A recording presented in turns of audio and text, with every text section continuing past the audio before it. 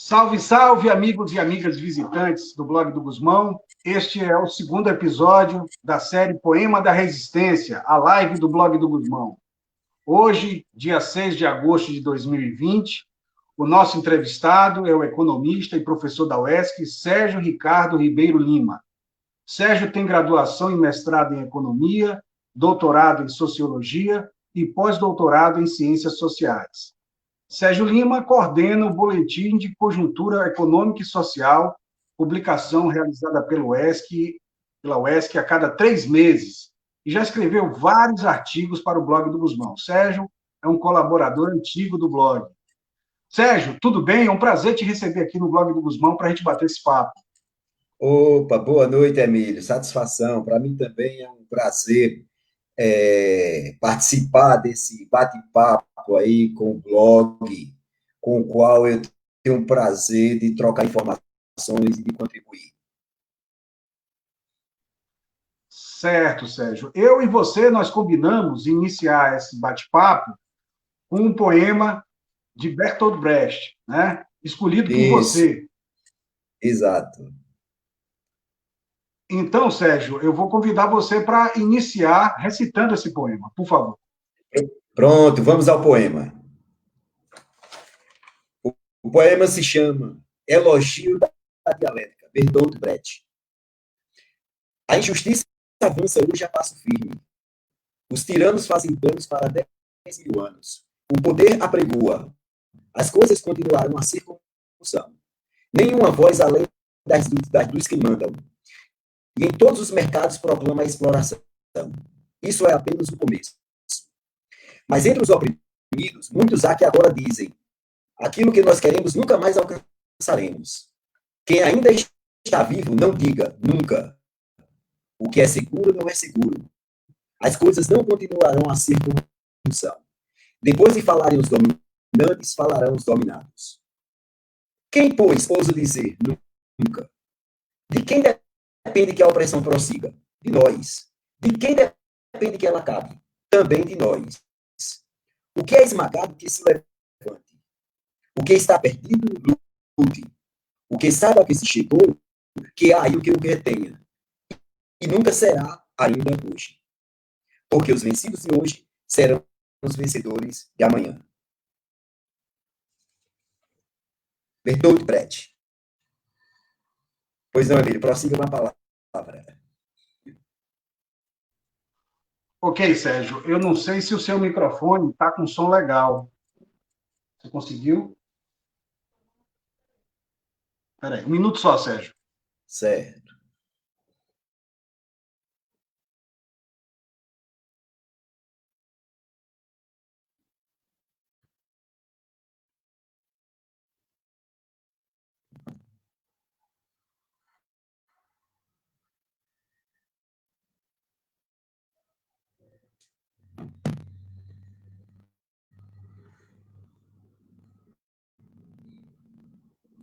Oi.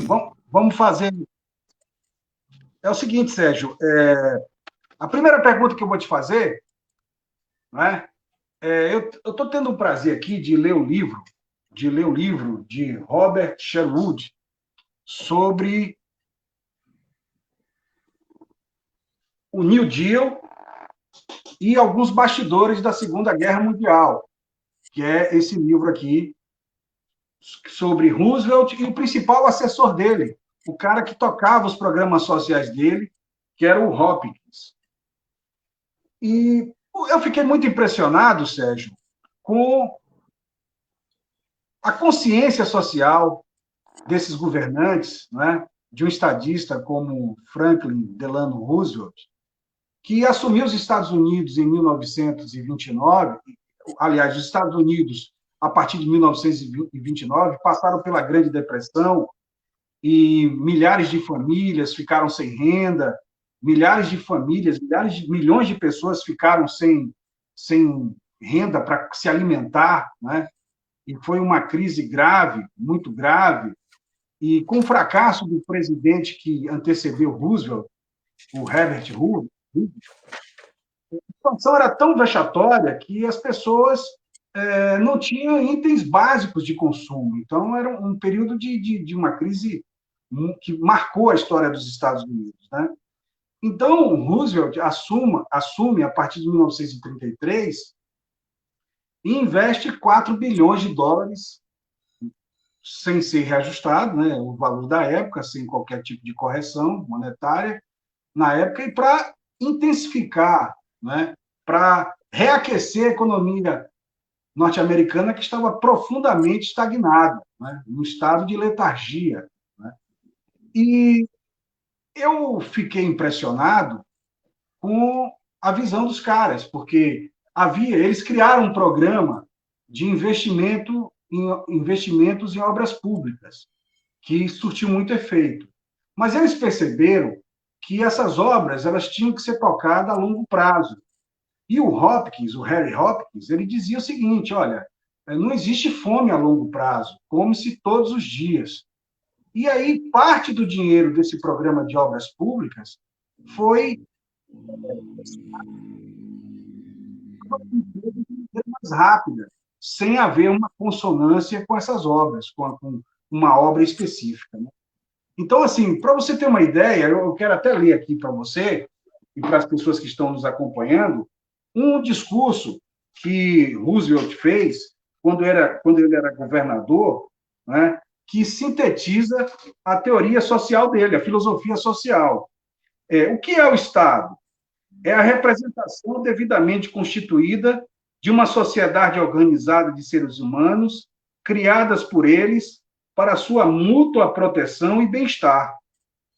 O Estado ou o governo nada mais são que a máquina através do qual esse amparo mútuo e essa proteção podem ser obtidos.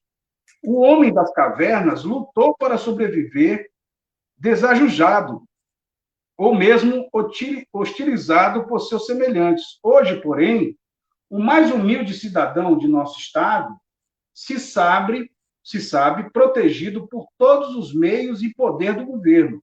Nosso governo não é o senhor, mas a criatura do povo. O dever do Estado para com os cidadãos é o dever do empregado para com o patrão. O povo criou. O povo, no consenso geral, permite que continue existindo. Né? Um dos deveres do Estado é socorrer aqueles cidadãos que se virem vítimas de circunstâncias a tal ponto adversas que os deixem incapazes de satisfazer mesmo as mais simples necessidades sem amparo de outros. Dita responsabilidade é reconhecida por todas as nações civilizadas. A esses desafortunados cidadãos deve-se estender o amparo do governo, não como caridade, mas como uma face do dever social. Esse discurso ele dia 21 de agosto de 1939, na Assembleia Legislativa do Estado de Nova York, quando ele era governador. Né? E, então, a primeira pergunta, Sérgio, é se eu não percebo, e aí é uma inquietação de uma pessoa, de um aluno, né? Eu não percebo a influência do New Deal, eu não percebo uma influência presente do New Deal na cultura econômica brasileira, né? Porque agora mesmo, até o governo Trump investiu US$ 1 trilhão na economia norte-americana. Um governo conservador, né, do Partido Republicano, bem ao extremo, à extrema-direita do Partido Republicano. E eu não percebo essa influência aqui, tanto é que o governo Bolsonaro cria uma série de dificuldades para investir, para manter as pequenas e microempresas. Então, eu queria saber o que você pode dizer para a gente. Por que o Brasil não sequer se inspira nesse exemplo do New Deal? Bom, vamos lá. Novamente, eu quero saudar, Emílio, né, a você e ao seu importante meio de comunicação, que é o blog do Gusmão. Quero saudar a todos os ouvintes, né? Então, para discutir essa questão, eu gostaria de fazer um pouco, uma breve retrospectiva, para a gente discutir um pouco essa questão do papel do Estado e desse modelo que nós temos, né? Veja bem, a gênese do capitalismo, ela veio com os princípios do liberalismo econômico, né, que foi uma herança da filosofia. Então, Adam Smith, que foi o grande pensador da economia, o grande pensador clássico da economia, ele é que vai trazer essa ideia, esse princípio do liberalismo para a economia. E ela simplesmente dizia o seguinte: aos agentes econômicos cabe ele a tocar a forma de organização social e econômica, né? E não, o Estado não deve interferir. O Estado deve cuidar da soberania, da segurança das pessoas, né? E cabe, a economia cabe aos próprios agentes econômicos, né? Então, esse momento da gênese do capitalismo, que veio com a primeira revolução industrial, né? Então ele traz, foi imbuído desse forte princípio do liberalismo econômico, né? Os agentes produzindo, as pessoas consumindo, o comércio se fortalecendo, a riqueza progredindo, né? E esse deslocamento que houve na época do mercantilismo para o capitalismo, que é o deslocamento da concepção da riqueza do comércio para a produção, a riqueza gerada pelo trabalho. Smith começa a reconhecer isso. Então, quando ele começa a reconhecer que a riqueza provém do trabalho, a riqueza está na produção e não no comércio. E a primeira revolução industrial, ela não é nada mais do que a assertiva desse processo. Então, desde a primeira revolução industrial até a crise de 1929, nós tivemos mais ou menos 2 crises no século XIX. Mas foram crises momentâneas que Smith até reconhecia. Então, é natural que essas crises curtas existam no capitalismo. Mas ele, por si só, através de 2 conceitos que Smith utilizava, né? Não. Você quer falar? Desculpe lhe interromper, é porque seu microfone está com problema. Não é? Ele tá gerando Né? ruído. Agora, o teu, quando você estava falando, Emílio, eu também estava cortando. Eu senti aqui.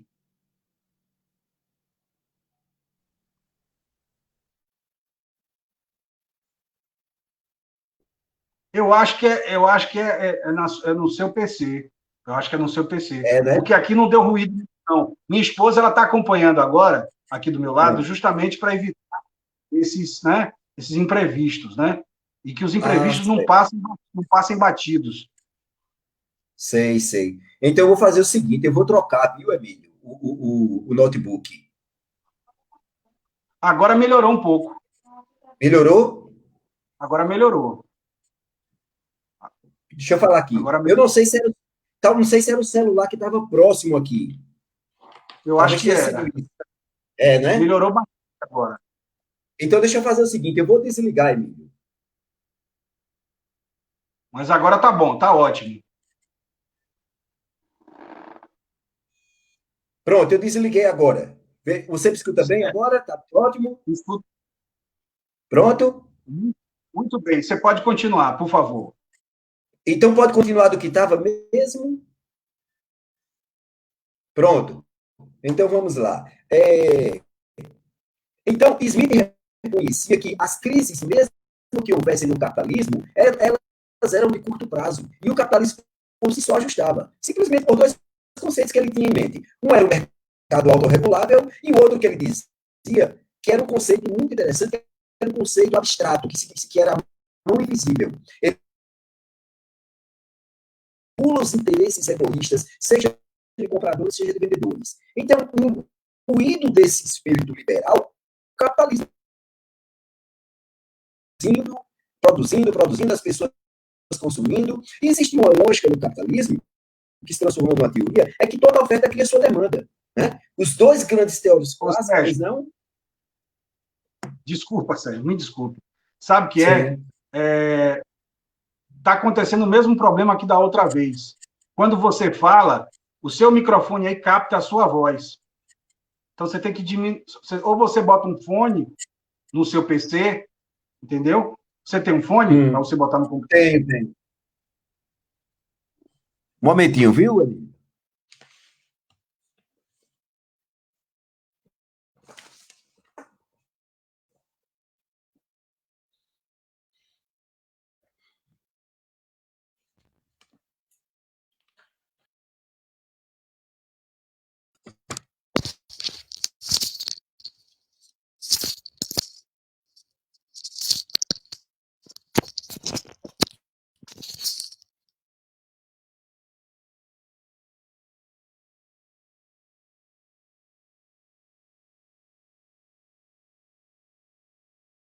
Oi.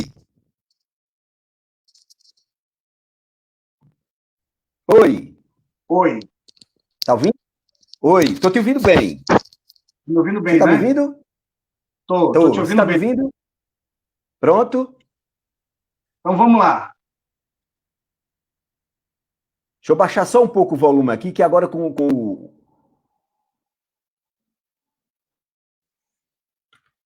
Pronto, oi. Tá ótimo, tá bom?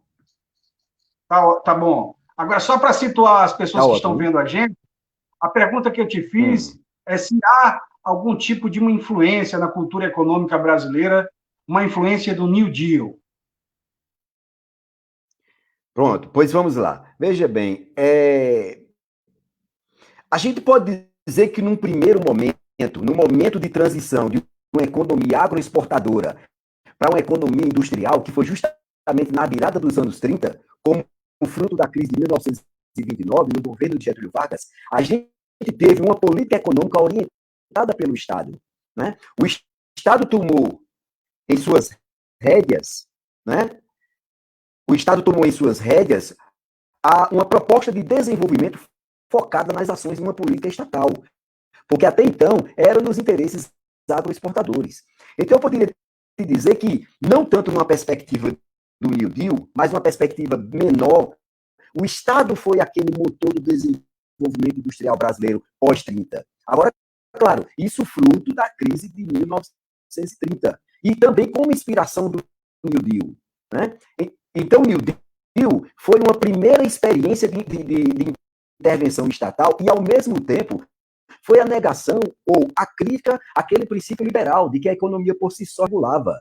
Até porque, antes de Roosevelt, o Hoover, para enfrentar a crise, ele jamais pensou em qualquer iniciativa do Estado de financiar ou tirar as empresas, ou financiar a economia, tirar da crise através de recursos públicos. Isso não passou no horizonte dele. Então, quando Roosevelt assume o poder, né, ele já vem com essa perspectiva agora do Estado interferindo na economia, a partir do reconhecimento de que o Estado por si só, ou melhor, a economia por si só, a economia mercantil, ela não tinha braços suficientes para superar suas próprias crises. Então, aquele princípio, né, liberal, ele estava comprometido. Né? Então, era necessário superar esses dogmas liberais. Né? Tá ouvindo bem, Ok. Emílio? Tá ouvindo bem, Tô. né? Sim. Pronto, então vamos seguindo, né? O que é que acontece? Eu vou dar continuidade a essa fase do Brasil pós-Getúlio Vargas. Né? O que é que nós tivemos pós-Getúlio Vargas? Nós tivemos, sob pressão internacional, principalmente depois da Segunda Guerra Mundial, nós tivemos uma abertura da nossa economia. Getúlio Vargas prezou por um modelo de desenvolvimento que foi chamado desenvolvimentismo, numa perspectiva nacionalista e do Estado. Claro, ele não negava que o mercado estivesse ali presente, mas que tivesse sob a orientação de uma política estatal. 55 em diante, com o JK, ao contrário, nós mudamos essa perspectiva da economia. Né? Nós mudamos. Nós abrimos o mercado para o capital estrangeiro. Foi a entrada das multinacionais no Brasil. Né? Mas não deixou, isso não significou a entrega, ou não significou, como a gente está chamando atualmente, essa abertura no sentido neoliberal. Ao contrário, os setores estratégicos da economia, a base estrutural da economia, ela ficou sob o amparo do Estado. Eu vou falar de duas principalmente: a indústria siderúrgica e todos os seus derivativos, e a indústria do petróleo, né, que ficou sobre a responsabilidade do Estado. Então, isso era muito importante naquele momento. Né? O Estado alavancar uma infraestrutura que desse subsistência para que os demais setores da economia pudessem se desenvolver. É fornecer combustível e fornecer energia para alimentar a economia. Então, esse passo foi levado adiante. Né? Só que é o seguinte, a economia, a gente não podemos olhar a economia brasileira em separado da economia mundial. Os passos que segue a economia mundial, ele começa orientando os passos da nossa economia. Então, o Brasil tem pouca margem, entendeu? De independência e de autodeterminação econômica. Né? Então, o deslanchar desse período foi o quê? Nós tivemos a época da ditadura, que foi um movimento justamente segundo muitos historiadores, orquestrado pelos Estados Unidos para abafar aqueles movimentos, aqueles levantes que começou no campo e se estendeu até a cidade, né? E que foi com a eleição de João Goulart, cuja crítica era de que João Goulart queria implantar um comunismo ou uma economia orientada totalmente pelo Estado, o que, sob meu ponto de vista, foi uma interpretação errônea, né? Então, nós tivemos esse vácuo na nossa história e desembocamos em quê? Em 84, com a Nova República. Tivemos esse interregno aí, início da década de 90, o que foi? Foi aquele modelo neoliberal que começou em 79 na Inglaterra e em 80 com Ronald Reagan nos Estados Unidos. Né? Não entrou na década de 80 ainda no Brasil porque nós estávamos saindo de uma ditadura e os movimentos sociais estavam fortes. Entendeu? Então nós tínhamos um arranjo social de luta e de reivindicação que foi muito forte, de maneira que abafou qualquer proposta neoliberal naquele momento no Brasil. O que é que acontece? A eleição de Collor foi justamente a eleição de uma proposta neoliberal para o Brasil, de políticas neoliberais. Só que, devido a fatores que eu não vou entrar em detalhes aqui, né, ele não conseguiu, houve seu impeachment, né, por outras razões não necessariamente econômicas, né, e levou a seu impeachment e Fernando Henrique assume. Então, Fernando Henrique assume assumindo essa proposta neoliberal.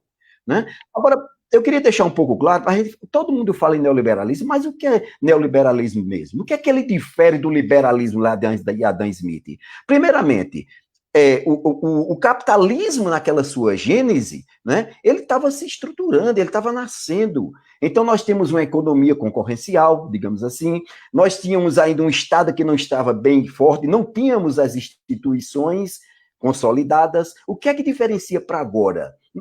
Agora nós temos as instituições consolidadas, nós temos um capital financeiro muito robusto, que Keynes já começou a observar isso na década de 30, e que de certa forma foi responsável pela crise de 29. E Keynes alertou para isso, Keynes e outros economistas. Né? Foi o que aconteceu depois do estado de bem-estar social pós-Segunda Guerra Mundial, na década de 70. Houve a crise do estado de bem-estar social e as políticas ou os ideários neoliberais, né, que foram pregados por Hayek na década de 40, saíram da gaveta e começaram a ser implementados no mundo todo. Né? E na década de 90, nos países da América Latina e alguns países asiáticos. Então, Fernando Henrique foi quem encabeçou essa proposta aí do neoliberalismo. Então, o que eu quero te dizer é o seguinte, e aos ouvintes, esse modelo New Deal passou, nem chegou. Houve um ensaio no governo Getúlio Vargas, mas nada que chegasse perto ao que Roosevelt fez para tirar os Estados Unidos da crise. Até porque o Brasil nunca teve uma crise tão profunda como os Estados Unidos teve naquele momento. Os Estados Unidos estavam assumindo o motor da economia mundial. Né? E o Brasil não. O Brasil teve crises cíclicas, digamos assim. Não teve uma crise tão aprofundada naquele momento que fosse necessário um New Deal, um programa, né, de fomento por parte do Estado que tirasse a economia da crise. Né? Então, nós estamos... Pois não, Emílio. Eu sei que não é correto fazer comparações com períodos históricos distintos. Né? Isso. Mas, por exemplo, fala-se hoje que se o governo federal mantiver o auxílio emergencial, que custa ao Estado hoje, custa entre aspas, né? Que o Estado somos nós, né? Que o Estado tem que desembolsar 50 bilhões de reais mensais, né? Que se o Estado tiver que manter esse programa, é que o Estado quebra. Você acredita nisso? Olha, Emílio, por coincidência, hoje, em cima dessa notícia, em cima dessa afirmação do presidente, eu postei um comentário no Facebook pelo seguinte: juros e amortizações da dívida custam diariamente ao Brasil 2,8 bilhões. Por mês, dá 84 bilhões de juros e amortizações da dívida. Por que isso aí não quebra o Brasil? E por que 50 bilhões para programas sociais, para tirar as pessoas da fome e que também alimenta a economia? Porque eu quero discutir também a questão da concepção de Estado. Porque a concepção que os neoliberais colocam é que o Estado é dispendioso e responsável, o Estado gasta. O Estado gasta, o Estado não gasta, o Estado despende recursos para que com esses recursos as pessoas passem a consumir e alimentar a economia. Então nós temos que pensar de uma forma uma forma diferente a concepção de Estado, entendeu? Porque existe uma ideologia que quer incriminar o Estado como se o Estado fosse responsável e responsável pelas crises do capitalismo. Mas não é, ao contrário, o Estado é que tem tirado o capitalismo da crise. Então, uma coisa que eu quero até dizer para os seus ouvintes é o seguinte: não podemos misturar Estado com governo. Estado é uma instituição. O grande filósofo Hegel, o grande filósofo da Idade Moderna, Hegel, ele disse que o Estado foi a maior invenção da modernidade. E eu concordo com ele, entendeu? Concordo com ele. Nós não podemos confundir governos que duram 4 anos, entendeu? E às vezes são imbuídos de ideias, né? E de ideologias e de práticas políticas, né? Que confundem, ou intencionalmente ou naturalmente, confundem essas duas esferas, mas o Estado é uma instituição que ela é responsável, não só pela área econômica, mas também, fundamentalmente, pela área social. Então, os economistas mais modernos, eles sustentam essa ideia. O dispêndio com saúde, o dispêndio que eu digo é esse dispêndio no sentido de investimento, não é gasto. Gasto tem um sentido pejorativo. Então, o dispêndio com educação, o dispêndio com saúde, com previdência social, ele termina lá na ponta se transformando em consumo que se transforma em produção. Agora, uma visão imediatista, independente de partido, independente de ideologia, né, não consegue enxergar esse dispêndio social do Estado como uma visão de longo prazo. Até porque os interesses econômicos, né, do poder econômico gosta de resultados imediatos. Então, o Estado é quem faz resultados de longo prazo, porque ele não visa o lucro. Ele tem que visar a alimentação da economia em momentos de crise e ele tem que visar também os interesses humanos, o bem-estar social, a assistência social. Okay? Então, eu acho errada essa concepção, entendeu? E para mim é uma concepção totalmente neoliberal enxergar essa assistência, inclusive, viu, Emílio? Inclusive, tem vários estudos já aí mostrando que, se não fosse esse auxílio emergencial, a economia estaria numa crise maior ainda, entendeu? Então, nós não estamos numa crise tão maior ainda por causa do auxílio emergencial. E se eu quiser entrar um pouquinho na questão aqui da região, para minha surpresa, não houve tanto fechamento de empresas aqui na região nesse último trimestre, nesse segundo trimestre. Houve mais no mesmo período do ano passado do que nesse ano. Então, eu não sei ainda, eu não tenho uma análise ainda. Sim. E sobre também, em algumas classes sociais, classes sociais que não são abastadas, houve, no meio do auxílio emergencial, houve até incremento de renda, aumento da renda.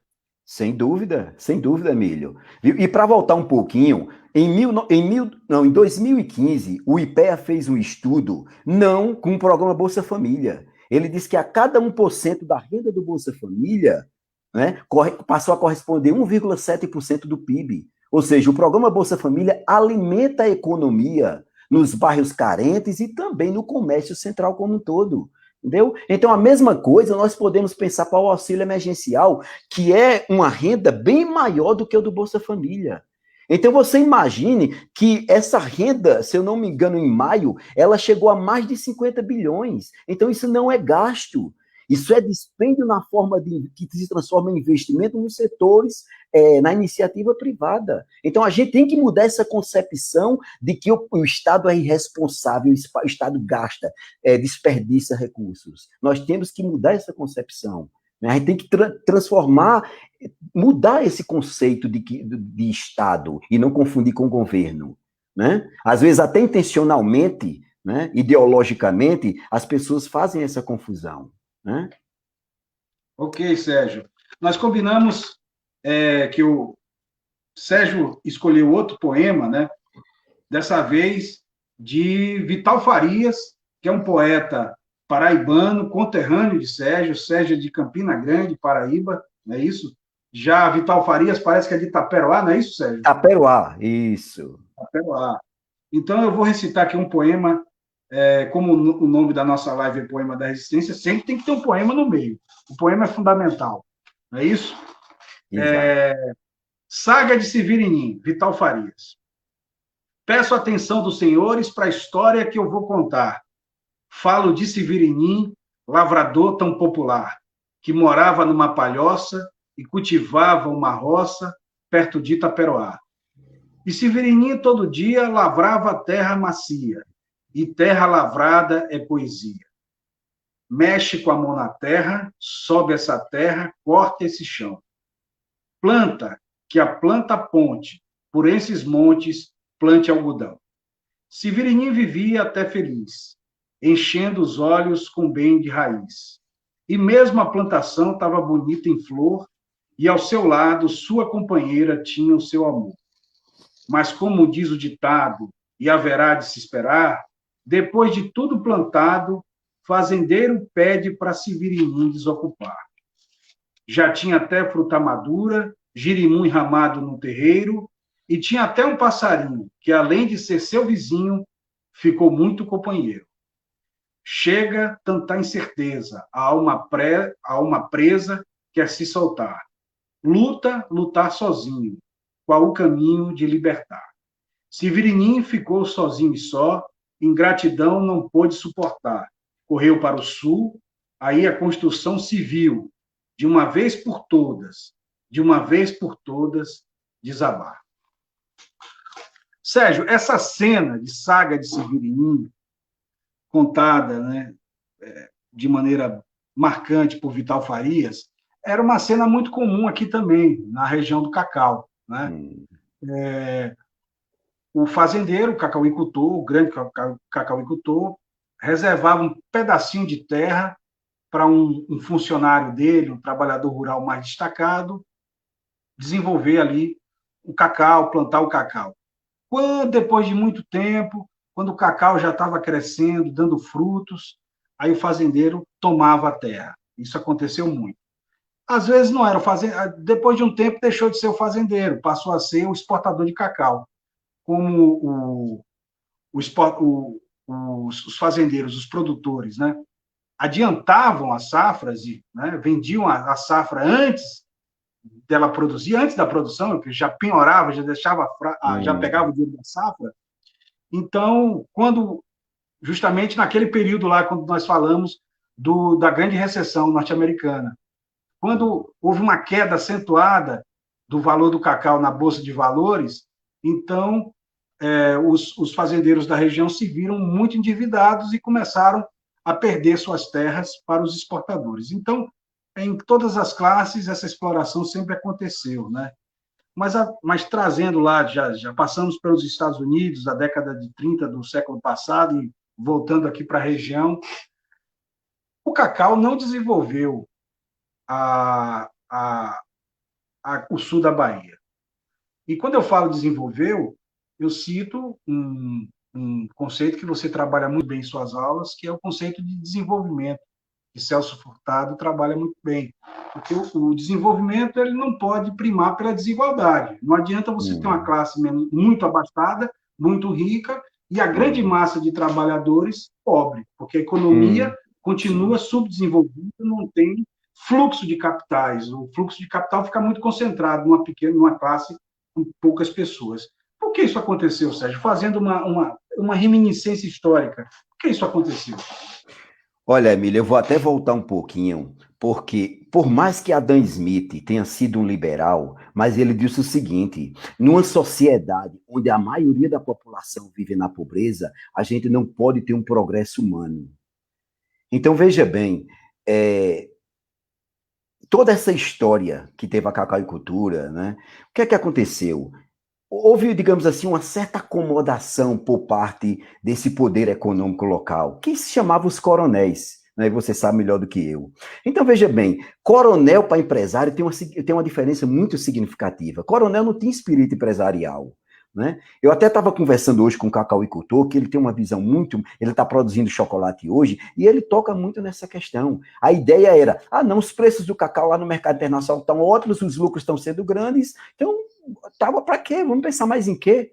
Né? Então, não houve uma ideia de diversificação da economia local a partir do cacau. Ficou bitolado naquela valorização do cacau. Né? Então, veja bem, quando eu trago esse conceito de desenvolvimento, eu gosto muito de utilizar outro conceito, que é dinâmica e desenvolvimento. a gente não pode negar que o cacau trouxe uma dinâmica econômica regional. Por quê? Porque ele foi a ponta de lança da economia local, ele foi a base de sustentação da economia e da sociedade local. Mas ele não teve a capacidade de prover o desenvolvimento. Quando eu estou falando em desenvolvimento, né, inspirado em Raul Prebisch, né, na Argentina, e o Celso Furtado no Brasil, o desenvolvimento ocorre quando há uma melhoria do padrão de vida de toda a sociedade, e não só de uma classe.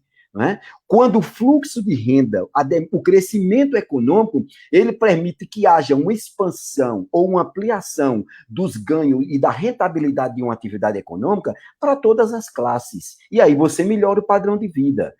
Aumenta o emprego, melhora a renda, o fluxo de renda aumenta, a gente vai diversificando a economia, serviços, indústria, né? E você cria uma dinâmica econômica que termina se transformando num desenvolvimento econômico. Ou seja, em síntese, esse desenvolvimento é proporcionar um padrão de vida digno, no nível mais elevado para o conjunto da sociedade. Então, nós não tivemos isso na época do cacau. Nós tivemos uma elite muito rica e uma classe trabalhadora do cacau muito pobre e miserável. Então, isso é um fosso econômico que não ocorreu só na região sul da Bahia, não, Emílio. Eu sou daqui de Campina Grande e aqui teve uma cultura da cana-de-açúcar muito forte. E da mesma forma que o cacau, houve uma grande concentração de renda. Trabalhadores canavieiros altamente explorados pelos usineiros, entendeu? Então, essa é um pouco a história da nossa formação colonial até agora. Nós não conseguimos compreender a nossa história econômica atual se a gente não remeter à nossa formação colonial. Então, a nossa estrutura colonial, que ela também é uma estrutura cultural, na medida em que se transforma estruturalmente, esse modelo se reproduz, né, explica um pouco a nossa realidade hoje. Não podemos interpretar a nossa realidade de hoje com os olhos de hoje. Nós temos que analisar em perspectiva histórica. Portanto, a nossa formação colonial, desde as capitanias hereditárias, que foram em grandes extensões de terras, né, voltada para a exportação, alimentou cada vez mais esse modelo arcaico, tradicional, que cada vez mais aprofundou o fosso, o abismo entre as classes sociais. Entendeu? Então, essa é a visão que eu enxergo, que eu consigo interpretar essa realidade do cacau no sul da Bahia. Sérgio, de certa forma, a consciência regional no sul da Bahia ainda sonha com um processo de industrialização. E muitas vezes esse processo de industrialização sonhado e idealizado é a partir de matrizes econômicas que não são peculiares, que não são da região. Sim, né? Sim. Tem até candidato a prefeito que está prometendo gerar 11 mil empregos por meio de um novo parque industrial ao longo de 8 anos. Você acha isso possível? Por quê? Quais são as minhas dúvidas? Quais são as minhas inquietações? O pensamento neoliberal, que é o pensamento que domina a economia, né, principalmente na atualidade, que domina o governo. O pensamento neoliberal fala, por exemplo, que há países onde a legislação trabalhista é mais flexível e a mão de obra é mais barata, é mais em conta. Né? Há uma precarização do trabalho, por exemplo, como na China, né? E como aqui na América do Sul. O Paraguai tem se destacado muito por isso, porque tem, além de ter uma legislação trabalhista muito flexível, ao gosto do pensamento neoliberal, também tem fonte de energia de Itaipu, mais barata do que a do Brasil. Né? E tem outras. A própria indústria no mundo todo ela vem perdendo importância, né? Porque o número de trabalhadores no chão de fábrica tem diminuído também com a informatização, e vai se acentuar está se acentuando a partir da quarta revolução industrial, né? Tem isso também. Então, assim, e muitos países têm incrementado sua economia com atividades econômicas outras, que não são industriais, por exemplo, o turismo em Portugal, você esteve lá há pouco tempo, né? Sim. Então, é de importância, né? Então, você acredita nisso, Sérgio? Que Ilhéus pode ter um parque industrial e gerar 11 mil empregos em 8 anos? Olha, Emílio, A minha fala aqui não vai contra qualquer ideia de processo de industrialização. A indústria é importante, mas veja bem, nós temos que colocar as coisas na sua realidade histórica e na sua realidade geopolítica de seu lugar, na sua geografia do seu lugar. Então, veja bem, a indústria foi muito importante na época da Inglaterra, importantíssima, né? Então, nós tivemos um exemplo aqui muito interessante, que inclusive foi do próprio Celso Furtado, que nasceu com o GTDN, né? Ele foi convidado para criar um grupo para desenvolver o Nordeste, para acabar com aquele abismo social que existia em relação ao Sudeste. Então, o primeiro estudo que se chamou foi o Grupo de Trabalho para o Desenvolvimento do Nordeste, que foi idealizado por Celso Furtado, se transformou na criação da Sudene. E qual era a ideia? O Nordeste só sai da pobreza, da miséria e dessa desigualdade socioeconômica com o Sudeste se ele levar a cabo um processo de industrialização. Eu e o professor Ricardo Candeia, Emílio, em 2015, fizemos um estudo desse processo de industrialização, da década de 80 até agora, a década de 2000. Qual foi a conclusão que nós chegamos? Ótimo, o Nordeste teve um processo de industrialização intenso que alimentou o setor de serviços, entre outros setores da economia. Foi o que aconteceu? Nos meandros dessa pesquisa, nós descobrimos que os estados que mais se desenvolveram foram, em primeiro lugar, Bahia, segundo lugar, Pernambuco, terceiro lugar, Ceará. E dentro desses estados houve uma grande concentração de renda, fruto desse processo de industrialização. Claro, eu não vou dizer, voltando àquela ideia que eu falei a você anteriormente, houve uma dinâmica econômica com a industrialização, houve, o Nordeste é outro, mas a desigualdade social, ela hoje, mesmo com o processo de industrialização, ela é tão profunda quanto antes do processo de industrialização. O próprio Celso Furtado, na década de 80, reconheceu isso.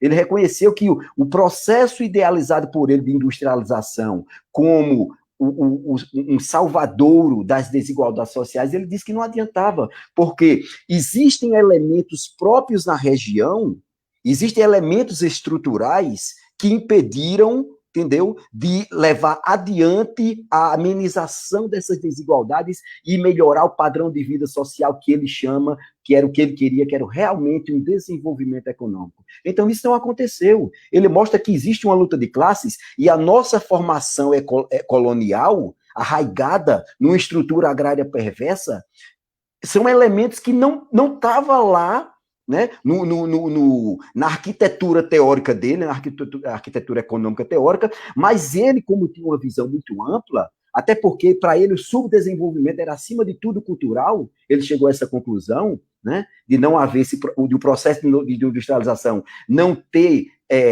amenizado essas desigualdades sociais. Claro, houve uma melhoria de todas as classes? Houve um consumo de bens industriais? Houve, mas as desigualdades continuaram tal qual ou até pior do que anteriormente.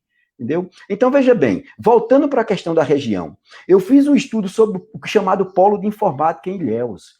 Foram mais ou menos 76 empresas, Emílio, instaladas aqui no período de 95 até mais ou menos 2005, né?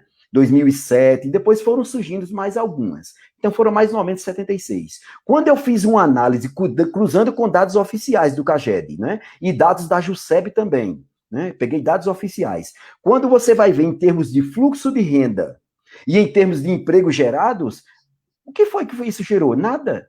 Praticamente nada. Então, em 2010, acabariam os subsídios, né? Juntou esse período aí com a crise de 2007, 2008, e as empresas disseram, não, nós vamos ter que fechar as portas por causa da crise, não dá para isso, e queriam mais subsídios para continuar aqui, entendeu? Então, quando eu me perguntei assim, foi que essas empresas trouxeram em termos de fluxo de renda e de empregos gerados? Praticamente nada. Isso não quer dizer que eu sou contra o processo de industrialização, mas a gente imaginar que um processo de industrialização histórica e geograficamente localizado, entendeu? Seria a solução para uma realidade completamente diferente, ou seja, é só instalar a indústria em qualquer lugar e a gente resolve o problema da desigualdade. Não adianta ser por aí, que já tivemos exemplos anteriores. Então, a minha perspectiva é que nós temos potencialidades na região e que não necessariamente é dentro da lógica da industrialização como vetor de desenvolvimento, entendeu? Não é negando a industrialização, mas procurando ver outros vetores na região, que não necessariamente a industrialização, que pode alimentar, inclusive, a industrialização. E, nesse sentido aí, eu penso o setor de serviços, turismo, literatura, entre outros. Mas você acha que, na atual conjuntura, numa situação de profunda crise econômica que nós estamos vivendo, não gerada pela economia, mas sim por um problema de saúde, problema sanitário global, você acha possível Ilhéus ter um parque industrial? Você acha execuível isso? Olha, na minha perspectiva mesmo, eu não vejo um parque industrial como uma saída, a menos que esse parque industrial esteja atrelado às potencialidades econômicas e histórico-culturais que a região tem, entendeu? Mas trazer simplesmente indústrias para cá, sim, mas que indústrias são essas? Entendeu? Mas você acha possível atrair, num quadro como este, Ilhéus servir de atrativo para indústrias? Não vejo. Não vejo. Por que não vejo, Emílio? Porque eu não vejo as bases necessárias aqui na região, entendeu? Adequadas para esse processo de industrialização, porque eu não sei nem que indústria é essa que vão trazer, entendeu? Então isso é uma discussão muito mais ampla que não caberia aqui nesse nosso bate-papo. Qual tipo de indústria que seria possível para Ilhéus? Mesmo que a gente vislumbrasse uma possibilidade de uma industrialização, mas a gente tem que pensar qual é a indústria que seria cabível para Ilhéus retomar o seu crescimento econômico. Então, eu partiria dessa questão, entendeu? Para discutir isso aí. E mesmo que eu pensasse nessa proposta de um processo de industrialização, eu não deixaria de atrelar as potencialidades econômicas, culturais, literárias e turísticas da região. Para mim, esse é o vetor do desenvolvimento. Sérgio, eu li um programa que você fez de desenvolvimento, né? Desenvolvimento de crescimento econômico para Ilhéus. E você aposta, né? Você desenvolve esse pensamento em torno do cacau, chocolate, né? E literatura, né? Explica para a gente isso, por favor. Bom, eu quero partir, Emílio, de uma afirmação, ok? O cacau, chocolate, não é um produto econômico. Na minha concepção, cacau, chocolate é um produto cultural. A gente tem que partir...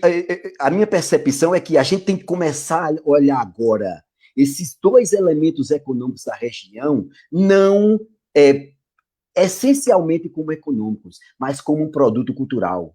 Não dá mais para vender um bem estritamente econômico.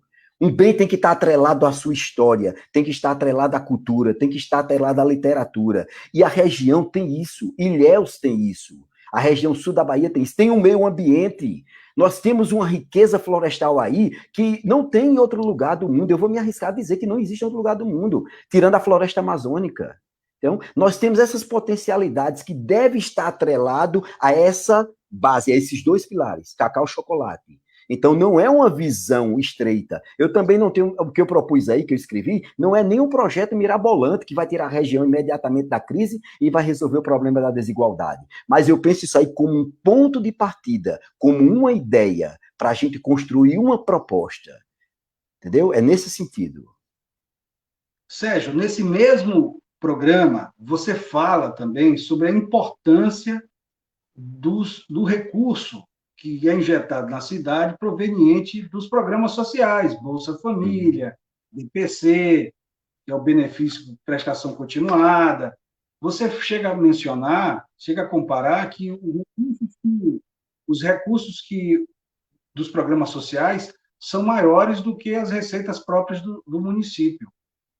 Então, isso é um sinal de que a nossa economia local aqui está bem estagnada, não é isso? Certeza, Emílio. Veja bem, um município, ou qualquer que seja o território geográfico, onde há uma grande importância da renda de programas sociais em relação à renda da produção, significa que é uma economia estagnada. Significa que a sociedade está numa situação de carência, de pobreza. Né? Então, veja bem, nós levantamos esses dados, né, trimestralmente, E eu comecei a fazer essa comparação às receitas próprias, ou seja, quando eu digo as receitas próprias, não entra as transferências intragovernamentais do Estado para o município. São as receitas próprias do município. Então, quando eu pego as receitas próprias de Ilhéus e de Itabuna e comparo com as receitas dos 3 programas sociais trimestralmente, as receitas dos programas sociais se mostraram maiores do que as receitas próprias dos municípios. Claro, isso aí eu quero deixar uma ressalva de que eu trazia o bimestre, porque os dados são do bimestre, né? E os dados dos programas sociais são trimestrais. Mas mesmo assim, com um mês a mais dessas rendas, se eu tirasse esse mês, ainda as rendas dos programas sociais seriam maiores do que as receitas. Então, isso significa o quê? Como você bem falou, que a economia regional está estagnada. Então, mesmo que a gente esteja enfrentando uma conjuntura de Covid-19, eu costumo dizer, nas entrevistas, nas reuniões, de que o problema da região não é conjuntural. Nós viemos de uma crise estrutural da nossa economia, que veio desde a crise do cacau. E ainda não encontramos qual a saída para a gente gerar emprego, gerar renda e melhorar o padrão de vida da nossa população, para que a gente transforme dinâmica econômica em desenvolvimento econômico, como pensava Celso Furtado. Ô, Sérgio, numa de nossas conversas, você uma vez trouxe para mim um dado importante, de que na região as pessoas, após muito esforço, anos de estudo, conseguem, muitas vezes, concluir uma graduação, fazer um curso de nível superior, mas, quando saem com canudo, com diploma, continuam tendo uma faixa de remuneração baixa, uma remuneração baixa não condizente com a média de quem consegue se formar e reside e trabalha em outras regiões. Você pode explicar isso para a gente, por favor? Pois não. No boletim, Emílio, eu sou responsável pela seção de mercado de trabalho. Então, eu comecei, a partir dos dados oficiais do CAGED, né, eu comecei a fazer o levantamento do nível de renda pelo nível de escolaridade. Então, eu trouxe os 3 níveis: fundamental completo, médio completo e superior completo. Para não tomar muito tempo, eu queria te passar um pouco esses dados aqui, Emílio. Veja bem, eu levantei os dados de 2019.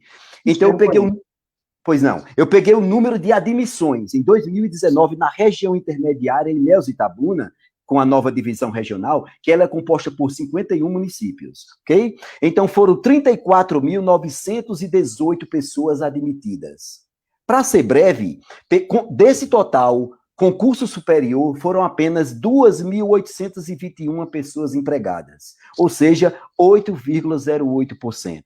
Desse total de 2.821, 2.289 pessoas formadas recebiam entre meio e 3 salários mínimos, ou seja, 81,14%. Né? Então, nós temos a região, no ano passado, um grande contingente de pessoas admitidas com formação no ensino médio completo e também com ensino médio completo recebendo entre meio e 2 salários mínimos, mais de 90%. Quando chegamos no ensino superior, o nível de admissões é baixíssimo. E dentro desse nível de admissões, pessoas recebendo, mesmo com formação superior, uma renda tal qual recebe as pessoas com formação no ensino médio. Ou seja, a maior concentração dos empregos nas pessoas com formação no ensino médio termina nivelando para baixo as pessoas com nível superior. Então, isso é um problema sério que nós temos na região, porque a UESC está formando pessoas, as demais instituições estão formando, e as pessoas não encontram oportunidades de emprego. Por quê? Nós temos uma economia estagnada, nós temos uma economia não sofisticada, tecnologicamente atrasada. Deixa eu entender melhor isso. Nós temos aqui muitas pessoas economicamente ativas, com nível médio, e isso puxa a remuneração para baixo, é isso? Isso, o maior nível de empregos no ensino médio, e que mais de 90%, em média, dessas pessoas com nível médio, recebem entre meio e 2 salários mínimos. Isso puxa para baixo a remuneração de quem tem nível superior? É isso aí. Por quê? Exatamente. Por quê, Emílio? Porque os empregos na região não exigem um nível de qualificação. Como não exige, o pessoal de nível superior termina sendo nivelado pelo pessoal de nível médio. De tal forma que, vamos supor, entre pagar 2 salários mínimos a uma pessoa de nível médio, eu pago uma pessoa de nível superior. Uma pessoa com uma qualificação melhor com um salário baixo. Entendeu? Então eu vejo isso aí como um problema conjuntural e que está se transformando em um problema estrutural, desde que a UESC está instalada aqui. Esses dados vêm se repetindo. Então, baseado nisso, eu não vejo como, se a gente não transformar economicamente essa região para um nível mais sofisticado, a gente transformar essa realidade social.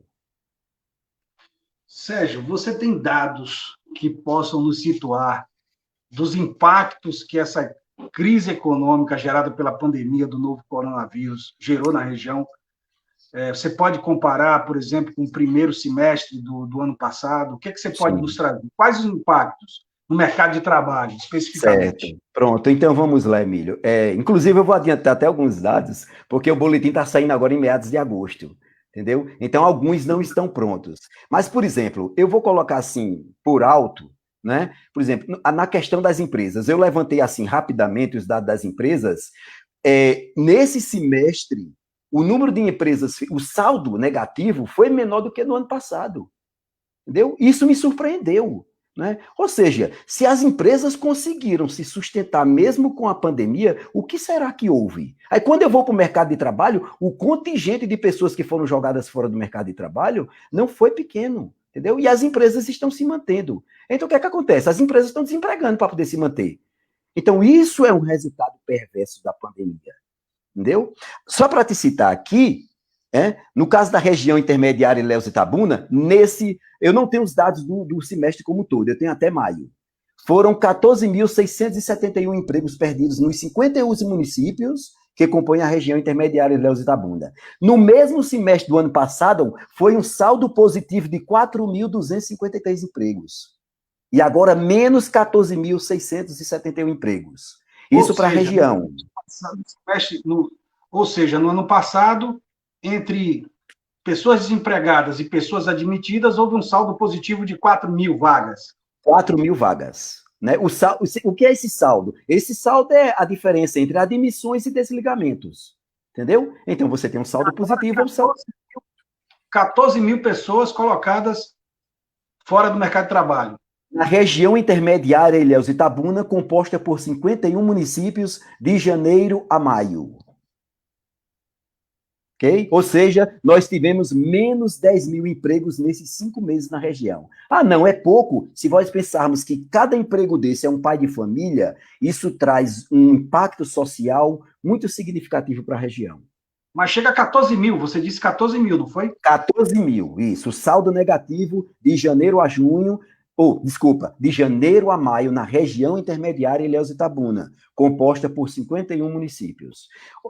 Só para adiantar um pouco, Itabuna eu tenho os dados dos 6 meses. Itabuna perdeu nesses 6 meses 1.784 empregos. Ilhéus, 1.996 empregos. O ano passado, Ilhéus teve um saldo positivo no mesmo período de 500 empregos. Itabuna teve um saldo negativo de 5 empregos. Então, o impacto no emprego...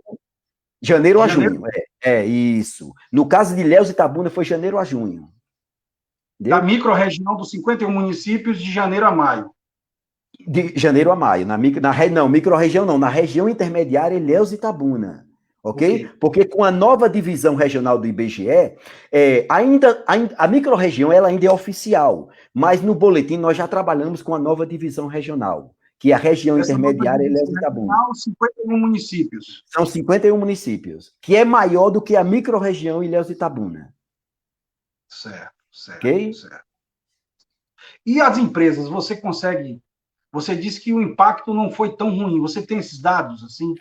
Quantas empresas foram fechadas no ano passado, no primeiro semestre do ano passado, e quantas foram fechadas agora? Eu tenho esse dado aqui, Emílio. Eu vou te pedir, e aos ouvintes, só um minutinho para eu... ver se eu consigo aqui. Eu anotei aqui, mas eu anotei muitas coisas, né, para trazer.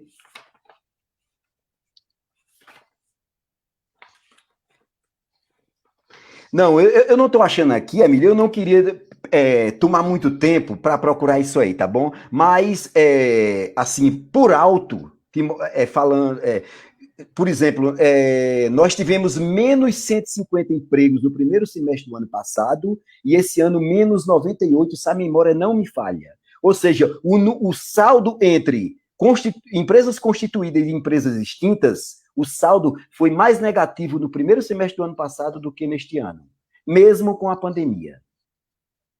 Mesmo com a pandemia. Isso. Ou seja, as empresas encontraram, né, fórmulas de se manterem, né, para não fecharem, né? E eu acredito, viu, Emílio, voltando à questão que você colocou lá inicialmente, que o auxílio emergencial tinha tido uma grande contribuição nesse sentido.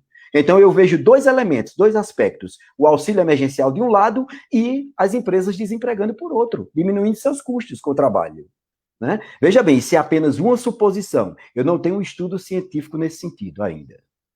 Certo, certo. Sérgio, para a gente encerrar,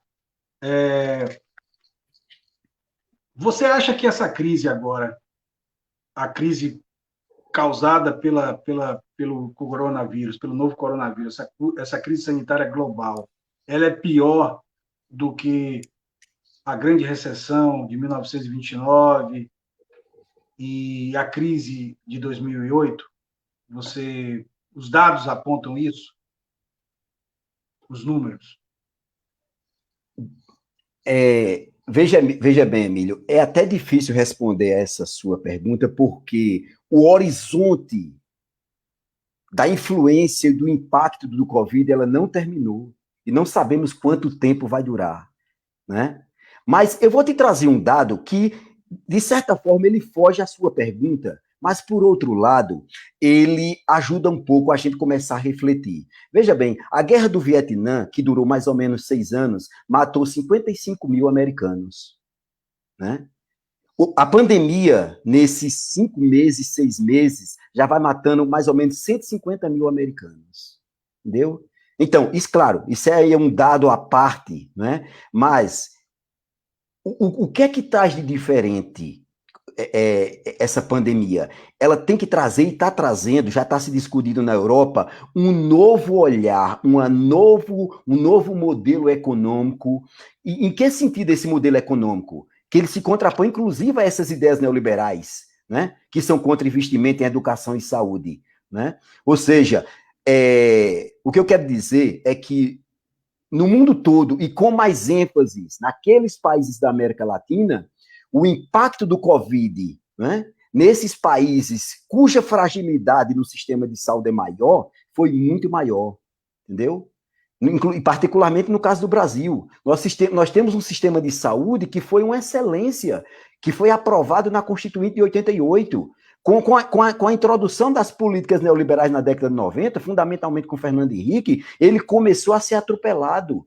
Nós estamos destruindo pouco a pouco o nosso sistema único de saúde. Através de quê? De uma ferramenta que se chama DRU, Desvinculação das Receitas da União, que foi aprovada no governo Fernando Henrique e agora no governo Temer, em 2016, ela foi prorrogada até 2023 e aumentou a alíquota de 20% para 30% dos recursos da Seguridade Social que podem ser utilizados em outras áreas pelo governo do Estado sem que ele preste contas desse recurso. Ou seja, mesmo com a DRU em 20%, que foi aprovada na década de 90, até 2015, o orçamento da Seguridade Social era positivo, não era negativo como o governo diz, né? Não era negativo. Ele começou a ser negativo a partir de 2016, quando aumentou para 30%. Então, por alto, Emílio, são mais de 100 bilhões do orçamento da Seguridade Social que são tirados pelo governo para outras áreas. E eu vou aqui adiantar essas áreas. Essa área é o pagamento de juros e amortizações da dívida, conforme eu te falei no início. Entendeu? Então, voltando à questão inicial, essa situação que nós estamos vivenciando conjuntural, ela exige, daqui para frente, um sistema de saúde fortalecido, ela exige um investimento em educação, inclusive na área de saúde também. Ela exige um investimento em tecnologia. Então, nós temos que pensar agora o papel do Estado com outro olhar, como um papel do Estado que não é gastador, que ele cria valor. É uma discussão atualmente que está se fazendo isso, porque as ideias neoliberais, né, da elite, eles costumam dizer, eles querem pregar essa ideia de que o Estado não gera valor. Quem gera valor são eles. Ao contrário, o Estado gera valor sim. O dispêndio do Estado se transforma na produção de valor pela iniciativa privada. Entendeu? Então, isso tem que entrar na contabilidade social, que ainda não entra. Entendeu? Então, a gente tem que, a partir de agora, olhar o papel do Estado, trazer um novo olhar sobre o papel do Estado, e a gente tem que deixar começar a investir em educação e saúde e deixar aquele discurso para trás de que saúde e educação é só dispêndio, né? Saúde, educação e segurança. Quando você olha no orçamento do país, Emílio, no orçamento anual, o que é que significa educação e saúde? Eu vou te dizer por alto, mas está lá na auditoria cidadã da dívida, 4 a 3%, ou seja, juntos, eles representam mais ou menos 8% do orçamento. Sabe quanto representa juros e amortizações? Mais de 40%. Então, não tem país que se segure pagando tanto juro e tanta amortização, né? Então, dizer que o auxílio emergencial vai quebrar o Estado, porque são 50 bilhões mensais, quando juros e amortizações são 84 bilhões por mês, então cabe aos telespectadores, cabe aos seus ouvintes, a gente começar a refletir esses números e essa nova realidade. E eu insisto, vamos olhar o Estado como um agente que produz valor e como estimula a economia. É assim que eu vejo. Ok. Para a gente encerrar, né, nós vamos fazer aqui vamos usar um poema, usar no bom sentido, usar um poema de Augusto dos Anjos, que, de certa forma, contesta duramente a iconoclastia, né? E nós estamos aí, né, como você bem disse, Sérgio, você enfatizou muito isso, esse caráter ideológico da economia neoliberal, do pensamento neoliberal, né? E eu percebo isso muito presente também nos meios de comunicação. O noticiário econômico da Globo News, por exemplo, ele é neoliberal. Ele não possibilita que um pensador como você, por exemplo, expresse seu sentimento, que diga, olha, o Estado, né, sua visão de mundo, aliás, não seu sentimento, sua visão de mundo, olha, o Estado não é isso aí que vocês estão dizendo. O Estado somos nós e a gente precisa renda, gerar, e o Estado é para isso mesmo, né? E eu não vejo isso nos meios de comunicação. E o poema de Augusto dos Anjos não tem a ver com o pensamento econômico, mas sim com o pensamento religioso da época, né?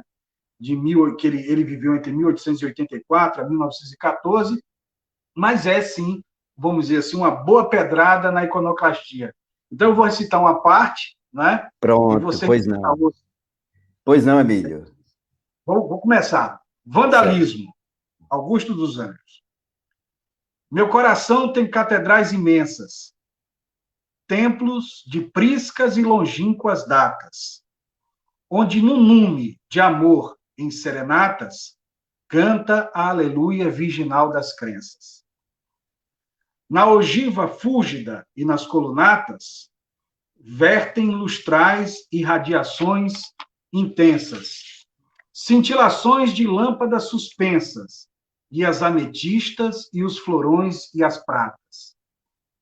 Como os velhos templários medievais, entrei um dia nessas catedrais, e nesses templos claros e risonhos, e erguendo os gládios e brandindo as astas, no desespero dos iconoclastas, quebrei a imagem dos meus próprios sonhos. É isso aí. Viva Augusto dos Anjos! Viva Augusto, Viva Augusto dos Anjos! Sérgio, foi muito bom bater esse papo com você, agradeço muito. Algumas pessoas que estão acompanhando podem estar estranhando. Vocês estão repetindo a entrevista da semana passada? Não, é porque nós tivemos um problema de áudio, um erro que eu cometi, e o áudio, principalmente do Sérgio, saiu prejudicado, e Sérgio se dispôs a gravar de novo. Eu te agradeço muito por sua boa vontade com o blog, com os nossos visitantes, entendeu? Muito obrigado, e te agradecer também por ser um colaborador de longa data do blog e sempre me colocar à disposição para publicar os seus artigos, os seus pensamentos, suas reflexões sobre a economia regional e sobre o mundo, sobre visões amplas. Sim. Muito obrigado, Sérgio. Olha, Emílio, para mim é uma satisfação enorme, né? Eu quero te dizer que esse seu meio de comunicação é importantíssimo para a gente divulgar nossas ideias, que muitas vezes fica dentro dos castelos medievais da UESC, né? E muitas vezes as ideias morrem ali dentro. Então, esse seu canal de comunicação é um meio de a gente discutir essa realidade e a gente mostrar para as pessoas o que é que está na essência dos fenômenos. Porque muitas vezes nós somos, digamos assim, eu vou usar esse termo, bombardeados por ideias superficiais. Então a ciência serve para isso, serve para trazer por trás dessa superfície a essência dos fenômenos. E nós discutimos um pouco desses fenômenos aqui. Então, eu quero dizer que para mim é uma satisfação enorme, sempre estarei à disposição para a gente contribuir e mostrar de forma transparente essa nossa realidade social, e assim a gente, mesmo que seja um trabalho de formiguinha, a gente muda um pouco essa realidade que nós vivemos, né? Eu saúdo a você e saúdo a todos os ouvintes. Muito obrigado, Sérgio, mais uma vez, e forte abraço, e agradeço a todos os visitantes do blog do Gusmão que acompanharam essa entrevista, e na próxima quinta-feira nós teremos outro episódio do Poema da Resistência. Forte abraço a todos, uma boa noite e até a próxima. Boa noite a todas e a todos, até mais.